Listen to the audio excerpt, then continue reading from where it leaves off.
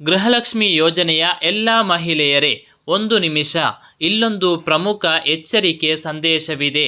ಇತ್ತೀಚೆಗೆ ಗೃಹಲಕ್ಷ್ಮಿ ಯೋಜನೆಗೆ ತಕ್ಷಣ KYC ಮಾಡಿಸದಿದ್ದರೆ ಹಣ ಬರಲ್ಲ ಅನ್ನೋ ವದಂತಿಗಳು ಹರಿದಾಡುತ್ತಿವೆ. ಆದರೆ ಅಸಲಿ ವಿಷಯ ಏನಂದರೆ, ಸರ್ಕಾರದಿಂದ ಇನ್ನೂ ಅಧಿಕೃತವಾಗಿ KYC ಪ್ರಕ್ರಿಯೆ ಪ್ರಾರಂಭವೇ ಆಗಿಲ್ಲ.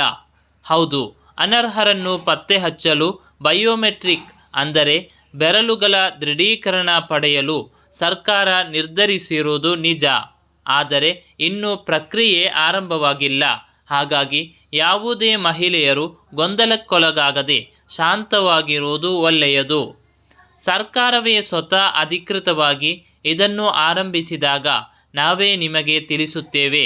ಆನಂತರ ನೀವು ಕೇವಲ ನಿಮ್ಮ ಹತ್ತಿರದ ಗ್ರಾಮ 1, ಬೆಂಗಳೂರು 1 ಅಥವಾ ಕರ್ನಾಟಕ 1 ಕೇಂದ್ರಗಳಿಗೆ ಮಾತ್ರ ನೇರವಾಗಿ ಹೋಗಿ ನಿಮ್ಮ ಬಯೋಮೆಟ್ರಿಕ್ ನೀಡಬೇಕು. ನೆನಪಿರಲಿ, ಈ ಅಧಿಕೃತ ಕೇಂದ್ರಗಳನ್ನು ಹೊರತುಪಡಿಸಿ ಇನ್ಯಾವುದೇ ಕಡೆಯಲ್ಲಿ ಅಥವಾ ಯಾರೋ ಮನೆಗೆ ಬಂದಾಗ ಬಯೋಮೆಟ್ರಿಕ್ ನೀಡಿದರೆ ಅದು ಅಮಾನ್ಯವಾಗುತ್ತದೆ. ಅಷ್ಟೇ ಅಲ್ಲ, ನಿಮ್ಮ ಹೆಸರು ಡಿಲೀಟ್ ಆಗಿ ಹಣ ಬರೋದು ನಿಲ್ಲುವ ಅಪಾಯವಿರುತ್ತದೆ. ಅಲ್ಲಿಯವರೆಗೂ ಯಾವುದೇ ಮಹಿಳೆಯರು ಎಲ್ಲಿಯೂ ಕೂಡ ಏನನ್ನೂ ಮಾಡಿಸಿಕೊಳ್ಳುವ ಅಗತ್ಯವಿಲ್ಲ. ಯಾವುದೇ ವಂಚನೆಗೆ ಒಳಗಾಗಬೇಡಿ.